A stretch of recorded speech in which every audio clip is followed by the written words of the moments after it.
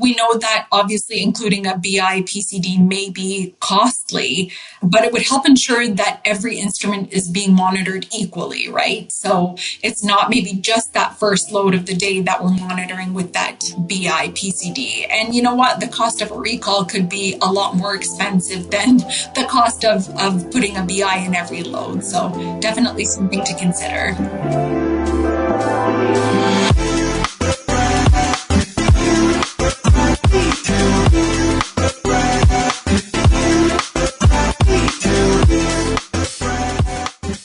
What if one conversation could save a life? What if one new process or new product could save a patient from surgical harm? Broadcasting from a hospital basement near you, you're listening to the Beyond Clean Canada podcast, the voice of medical device reprocessing, from C to C to C. Each week, we spotlight the people, processes, and products from around the country and the world that are disrupting our profession and helping you fight dirty. Every instrument, every time. Join us as we have the kinds of conversations that matter and give our industry the kind of voice that it deserves. And now it's time to go True North strong and beyond clean.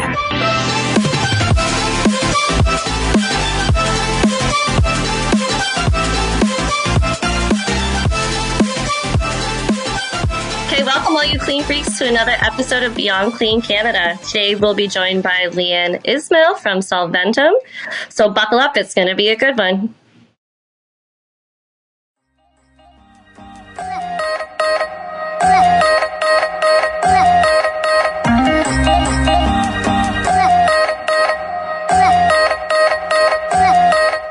From the studios of Healthcare HQ, you're listening to Beyond Clean Canada, the voice of sterile processing from C to C to C.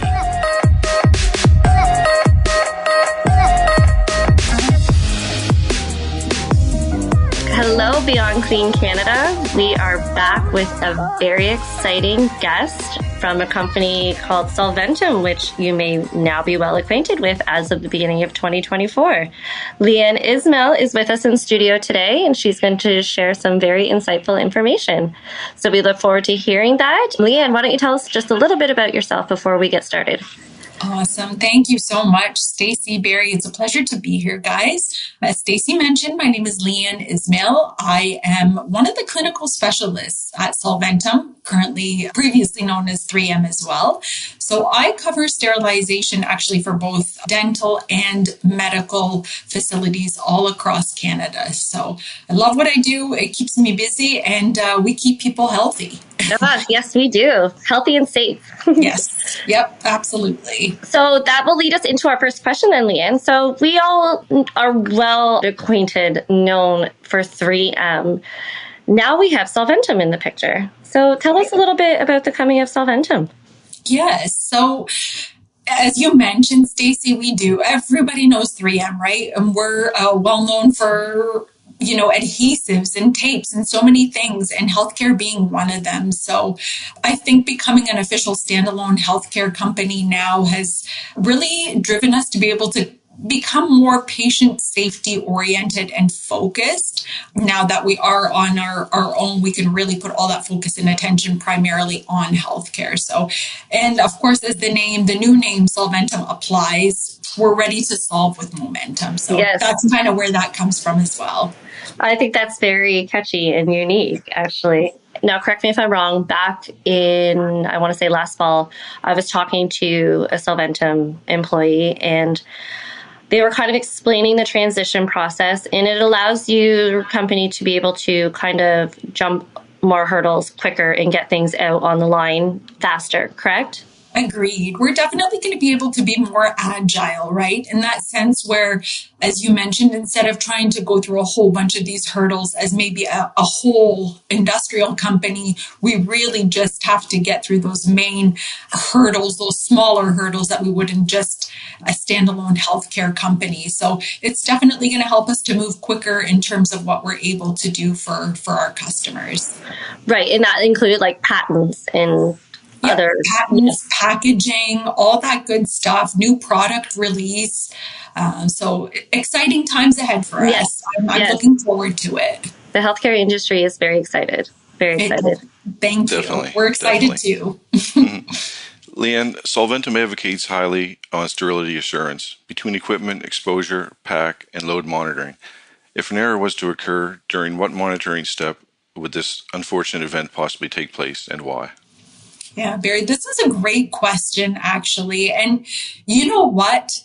Unfortunately, an incident can happen at any one of these steps, right?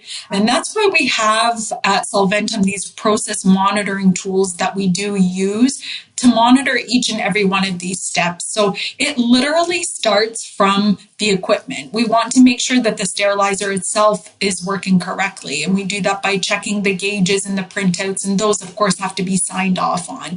So if anything goes wrong with that initial step, nothing can even continue. And that process sort of follows through for the rest of the steps, right? So exposure monitoring, we want to be able to differentiate between the packs that, for example, have gone in the sterilizer and what hasn't, to create a lack of confusion for the workers, obviously. And we want to make sure, obviously, for pack monitoring, that packs have been exposed to the proper amount of steam. And of course, for load monitoring, again, that's where we've got that BI, our biological indicator. We want to make sure that each and every step along the way is properly monitored. Because, yep, there's absolutely an incident for anything to happen along the way there through that whole process. Oh, absolutely. And then what do you see as the most important factor in the quality assurance? And how can everyone in an MDRA be involved to avoid a situation? Yeah, you know what? I think the most important thing here, one of the most important factors is proper staff education. And I think you guys are all aware too of, unfortunately, the high turnover rates that we do get in the MDRD. So there's constantly new staff, new people coming in, and I think it's really important for them to know how to use all the equipment that they're looking at and to be properly trained, and also to keep up with training. There's a lot of guidelines and tools that do keep changing. So I think, honestly, for me, that would be considered the biggest factor. Yeah, absolutely. Absolutely. And Leanne, do you find hospitals and budget cutbacks challenging when it comes to patient safety and quality control? And what are some of the steps Solventum would implement for quality assurance measures, if you could? Yeah, it's definitely unfortunate that we do see these budget constraints, right? They're always a challenge, but it's important that we constantly try to elevate patient safety, right? So I personally would love to see every load monitoring being implemented in every healthcare facility. So we know that obviously including a BI PCD may be costly, but it would help ensure that every instrument is being monitored equally, right? So it's not maybe just that first load of the day that we're monitoring with that BI PCD. And you know what? The cost of a recall could be a lot more expensive than the cost of putting a BI in every load. So definitely something to consider. And unfortunately, we do find that if there's going to be cutbacks in budget cuts, MDRs are the ones that a lot of times see those cuts. It's like, oh, we'll just cut this, we'll cut that, we'll cut this.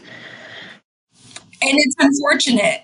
It is, because it's not just the cut, it's patient safety. It's the patient's safety that you're putting on the line here by cutting back staff, because then you have staff in there that are exhausted and tired, and you're going to make mistakes because you're overworked. Yeah. I couldn't agree more. That's a really, really good point as well. So it's unfortunate that all these cutbacks are happening. I think a lot of people overlook the MDRD, but sadly it really is. It all starts there. It's the base and the heart of the hospital. So it is. And I've seen more cutbacks since COVID as well, because I feel that the higher ups still have this COVID mentality where it's the workload isn't as much XYZ, but yet everything's still getting done. Everything's still getting done. We're still doing that catch-up phase in some areas and some hospitals. And, here, we're going to just work this MGR with 3 bodies short. They can make up for it. Right. Right. And you see that all the time. It's a really good point. I do. I see it every time I go into the MDRD. They're tired. They're Oh, understaffed. yes, They're yes. overworked. Yeah. Yeah. You walk in and you just see them. The poor things just look like zombies. No. Now, do you feel the implementation of tracking systems are going to be a way for errors not to be seen as much in an MDR? I think it's a great way to help minimize errors. And, we do have to be realistic. We are human. There are human errors that happen no matter how much we try. It is inevitable. But I believe the more steps that we are able to put in place, like these monitoring tools, like these tracking systems, the less errors that we hopefully can see. So tracking is a good way too. I mean, for auditing purposes, for recall purposes, God forbid, I think it's really important to have something as such in place. Yes. Does Solventum have a system that is able to track the loads as of today? So we do not actually have a physical tracking system, but our equipment, like our auto readers and incubators, they are able to be connected to a tracking system for and then upload it all up into their system if they like. Exactly. Yeah. Yeah. Leanne, at the healthcare facility I work at, we've seen an increase in the use of VPRO sterilizers, vaporized hydrogen peroxide. I know we've gotten a second one, and I know our sister facilities throughout the region all have multiple VPRO sterilizers. Is that a trend that you see more of on your travels when you're doing presentations with the other, and other low temperature sterilization? Is that more evident that you see? Yeah, we've definitely seen more use of low temp sterilization. I think after COVID as well, a lot of facilities were getting their hands on some of these low temp sterilizers to be able to sterilize the face masks as well. So there might have been a little bit of an increase that we saw due to that.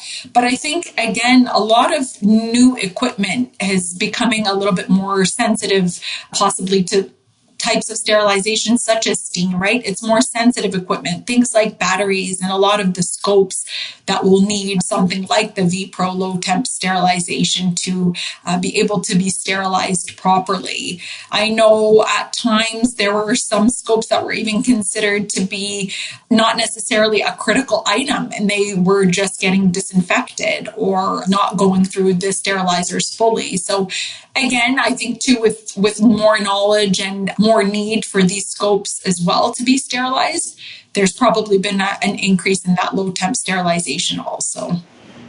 Now, is a lot of facilities have the VPRO? They do. It's a common one. I think it's from one of the bigger manufacturers, as we know, out there. So the VPRO does seem to be common. And there are obviously different cycle settings on it that they can do quite a bit with, just depending on what they have in their facility to be sterilized. Right. We have transitioned from AERs, so high-level disinfection, to the VPROs for most of our endoscopes or bronchoscopes. So I think anytime you can move, yeah, exactly, right? Yeah. So what a huge improvement for our patients from high-level disinfection to sterilization, right? So, and I just wanted to get a better idea if it was happening elsewhere a lot too, right? So absolutely. Yeah. No, that is a great question. And it has been. We've been seeing more and more of it. So it's definitely a good thing for patients out there. Wow. You know what? You learn something new every day. This is actually something that I am getting educated on right now. There we go. Cool. Oh, that's great. Yes. So if you need to get a hold of Leanne to talk more about this, there you go. Yeah. That's a good topic. Absolutely. Yeah. It's a good one. Yeah. And this is one of the things that Beyond Clean Canada, what we're trying to do, we're trying to have these organic conversations with subject matter experts like yourselves, and we're trying to bring it to our audience, bring it to our listeners, and so they can bring it to their lunchrooms or their workrooms, and that's what we're really trying to do. So when Stacey said that, it's like that's what we're trying to do, right? So it's like a light bulb moment, right? It's good to hear that even within our episode, right? So that's awesome. Yeah, because bringing it to the attention to others in different facilities, again, kind of rewinding back to life before COVID, you don't see hospitals bringing in very many presentations anymore. Like there's nothing. You don't really see your vendors coming in to present or like educate once a year. It's unfortunate. It really is. And even if you do present to say like, oh, hey, can I come visit your facility on Thursday, September, whatever, they're like, oh, I'll get back to you. And then they never do. And it's like, well, I tried to reach out and I didn't hear back. It's true. And it's amazing when we are able to hear from each other and hear different stories from each other, how much we actually can learn, even if absolutely. it's facility to facility. So yeah. And that's very nice goal with this whole platform, and Hank and the team over in the States by bringing it over is to advocate and preach for each other. Awesome. I love it. Glad to be a part of it. Oh, absolutely. We're so glad. Solventum, as everyone knows, is our season 1 sponsor. So we would not be here without you. Very thankful. We're happy to do so. Prior to Barry and I picking our guests for our first season, Hank had mentioned, oh, you should pick a theme. And we did try to kind of pick a theme, but we're new to this as we're learning. Each episode we're learning, right? We're growing. So our theme was going to be like the evolution of sterilization. I actually had Attila do a presentation a few years back on the evolution of sterilization. And I'm like, Attila, can you just like talk about how we got here? Okay. So when I had asked you to send me over the PowerPoint presentation, because I like to read your PowerPoint presentations and pull from that, you had mentioned the raw potato story. The good old raw potato. Yeah. So this is a story that we're going to share with our listeners, because I bet you not everyone has heard the raw potato story. So, Leanne, I'm going to let you take center stage and tell all of our audience about the raw potato. Well, thank you, Stacey. You are absolutely right. We have definitely come a very long way in terms of the evolution of biological indicators. So one of the first actual types of indicators, they were using a raw potato. And essentially, they would put a raw potato inside the sterilizer with a normal load. And if the potato came out cooked, they assumed that the conditions that were necessary for sterilization were met, and it was good to go. So as you can imagine, of course, this wasn't particularly very informative or best practice. No. Or very relevant to the type of bacteria that may be in the load. But at least you had lunch after. So I always get a good kick out of that story. I find it absolutely hilarious. Like, could you imagine just sticking a potato in the sterilizer and be like, oh, it's cooked. Here, who wants to eat it now? That's right. That's right. And they even at one point after that, slowly through the evolution of it, they used to do basically spore soil. So they would take a little bit of soil from the surrounding area too, and they would put it in an envelope and put that in the sterilizer. And then if it was like sand, when they pulled it out, it was sterile? Pretty much. So, yeah, as you can imagine, we've definitely come a very long way in terms of the self-contained biological indicators that we have now. So we're fortunate to be in these times in terms of patient safety and healthcare. Yeah. Right, absolutely. Oh my gosh. It is amazing to think of how far we have come.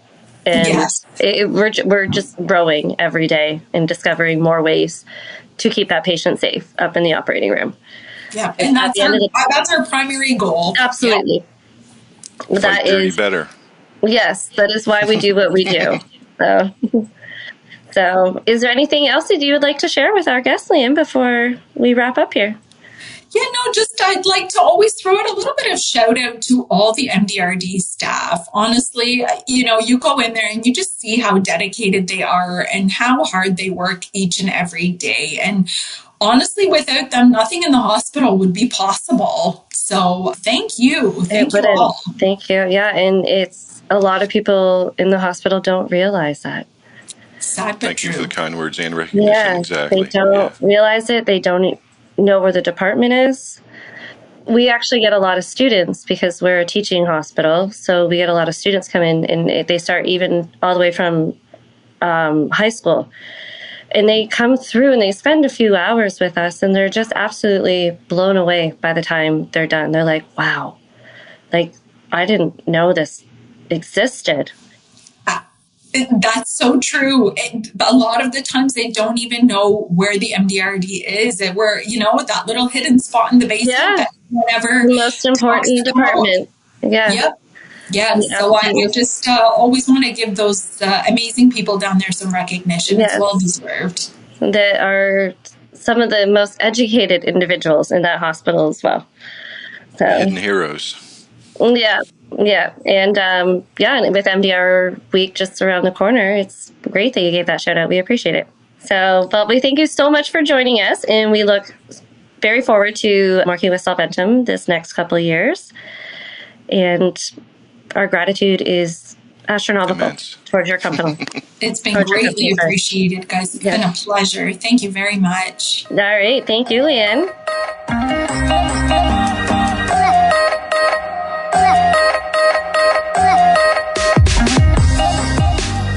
We just want to thank today's guest on the episode of Beyond Clean Canada, Leanne Ismail. Stacey, I had the pleasure of meeting her in Halifax during one of her Medical Device Reprocessing Association Nova Scotia Medtrans Education Day. She gave a great presentation, very personable. She was answering questions throughout the presentation, and what I noticed as well, she was taking questions afterwards, like from people like just sitting next to them and stuff like that took time to engage. Stuff like that. Yeah, very personable, right? So that really, I know people really like that about her for sure. Yeah, no, absolutely. I can't wait to have her on the show again and to see her in a few weeks as well. She was such a pleasure, such a pleasure. That whole Solventum team has our heart right now. So. Yes, they do. Yes. So thank you, all you clean freaks, for joining us today. And remember, keep fighting dirty.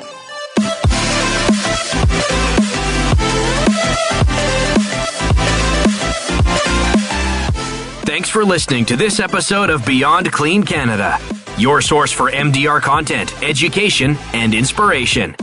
If you enjoyed this conversation, we'd love to hear from you on the BCCA LinkedIn or Facebook page, or anywhere podcasts are heard.